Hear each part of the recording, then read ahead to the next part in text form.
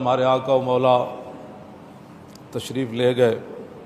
جب عبداللہ ابن ابی مقام شوط سے واپس ہوا رسول اللہ کو چھوڑ کر اور مدینے لوٹ رہا تھا، اور حضور 3000 لشکر کے مقابلے میں تشریف لے جا رہے تھے،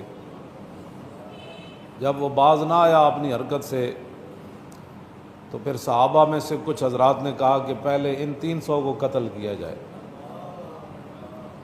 یہ جو منافق ہیں نا پہلے ان کو قتل کر دیا جائے، ان سے بعد میں پھر لڑیں۔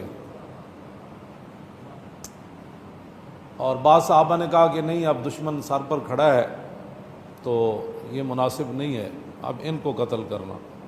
تو اللہ رب العالمین نے قرآن مجید کے اندر ارشاد فرمایا فَمَا لَكُمْ فِي الْمُنَافِقِينَ فِئَتَيْنِ، فرمایا میرے محبوب کے غلاموں تمہیں کیا ہو گیا تھا کہ تم منافقوں کے بارے میں دو گروہ بن گئے؟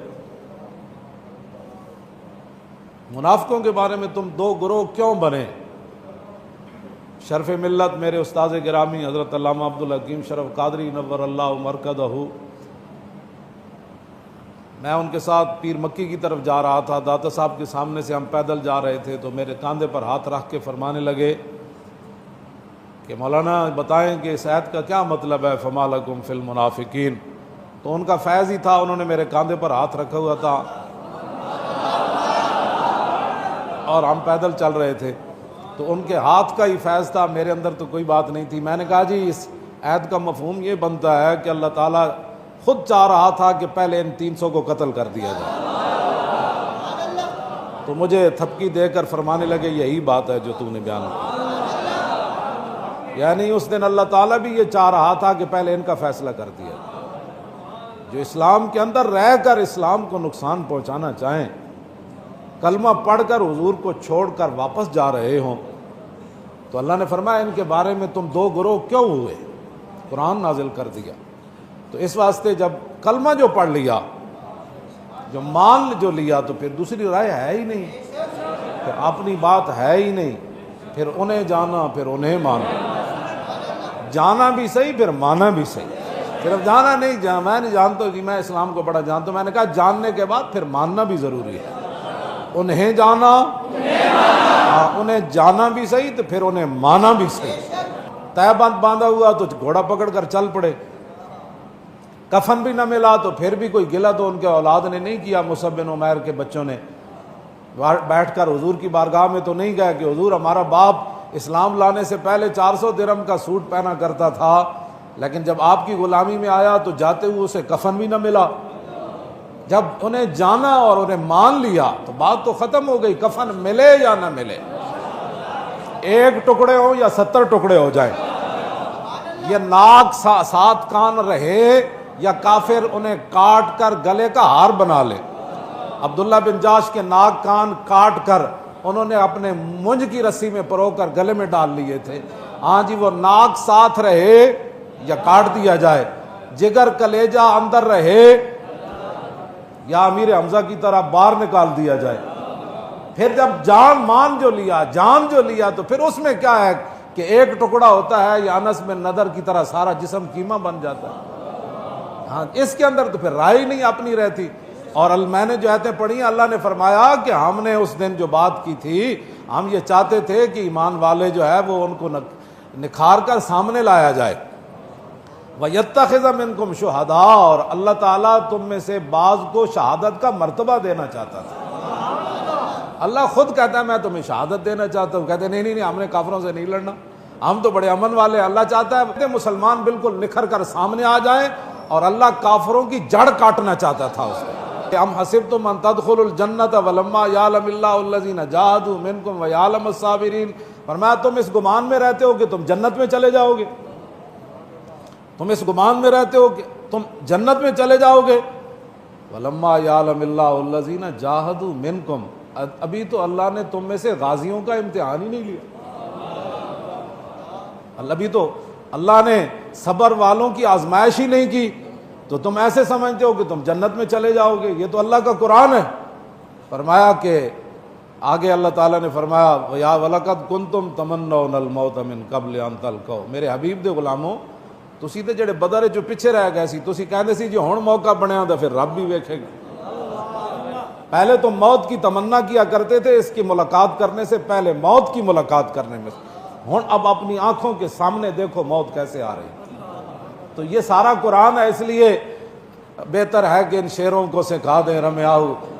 یہ امن کا ہے، اللہ تعالیٰ ساری باتیں فرمایا ہوئے، غازیوں کا امتحان لینا ہے، ابھی صبر کرنے والوں کا امتحان لینا ہے، ابھی تم میں سے کسی کو شہید بنانا ہے، ابھی مسلمانوں کو نکھار پن کے اندر پیدا کرنا ہے، ابھی تم نے موت سامنے دیکھنی ہے۔ یہ ساری باتیں امن کی باتیں، ہاں یہ ساری امن کی باتیں۔ میں نے کہا یہ قرآن سناؤ نا لوگوں کو، یہ آیت وما محمد الا رسول قد خلت من قبل الرسل افإن مات أو قتل انقلبتم على أعقابكم ومن ينقلب على عقبيه فلن يضر الله شيئا وسيجزي الله الشاكرين۔ فرمایا اب رسول رسول اللہ ہی ہے۔ جب یہ خبر پھیلی نا کہ حضور پر حملہ ہو گیا، میں تو وہ لفظ ادا نہیں کر سکتا، قرآن نے بھی وہ بیان کی ہے، تو کہا کہ اس کے بعد پھر صحابہ کے اندر تھوڑی سی وہ کھلبلی مچی کہ بھائی حضور ظاہری دنیا سے تشریف لے گئے، تو پھر اللہ نے فرمایا میرے حبیب دے غلاموں وما محمد الا رسول، نام اس لیے لیا کہ تاکہ قیامت تک کوئی یہ نہ کہے کہ اس سے مراد یہ ہے، ورنہ میں اللہ نے اپنے حبیب کا نام جس جگہ ضروری تھا قرآن میں وہی لیا، ورنہ یا ایھا المزمل، یا ایھا المدثر، یا ایھا النبی، یا ایھا الرسول، یاسین، یہ فرمایا اب رسول رسول اللہ ہی ہے۔ قد خلت من قبلہ الرسل، حضور سے پہلے سارے رسول گزر گئے، اب یہ آخری رسول ہے۔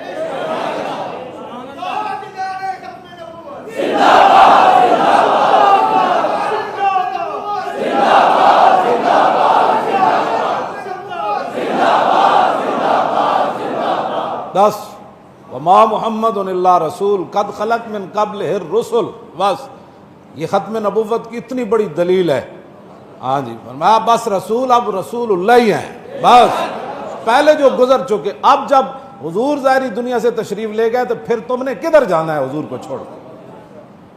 کیوں جی افإن مات أو قتل انقلبتم على أعقابكم، اب پھر تم نے کدھر جانا ہے؟ حضور ظاہری دنیا میں جلوہ گر رہے ہیں، تمہارے لیے یہی در ہے، حضور دنیا سے تشریف لے جائیں پھر بھی تمہارے لیے یہی در ہے۔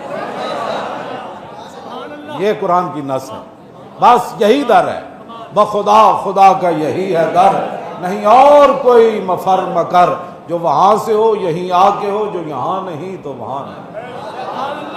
بس وما محمد الا رسول قد خلت من قبلہ الرسل، بس رسول پہلے گزر چکے، یہ آخری رسول ہے۔ اب یہ ظاہری دنیا میں جلوہ گر ہو تو پھر بھی یہی ہے، اور اگر ظاہری دنیا سے تشریف لے جائے تو پھر بھی یہی ہے، بس۔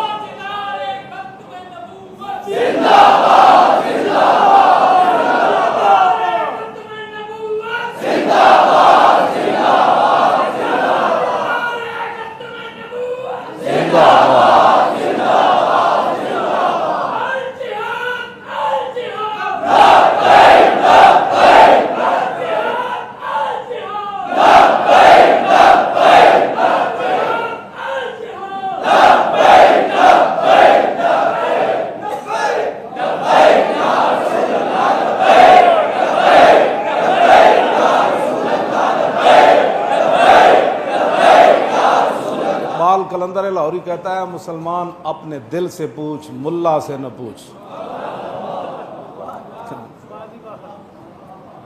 اے مسلمان اپنے دل سے پوچھ، ملا سے نہ پوچھ کہ اللہ کے بندوں سے کیوں خالی حرم ہوا۔ کہتا ہے اپنے دل کو پوچھ یارا حرم کعبہ تے حرم نبی بند کیوں ہویا۔ اے مسلمان اپنے دل سے پوچھ، ملا سے نہ پوچھ، اللہ کے بندوں سے کیوں خالی حرم ہوا۔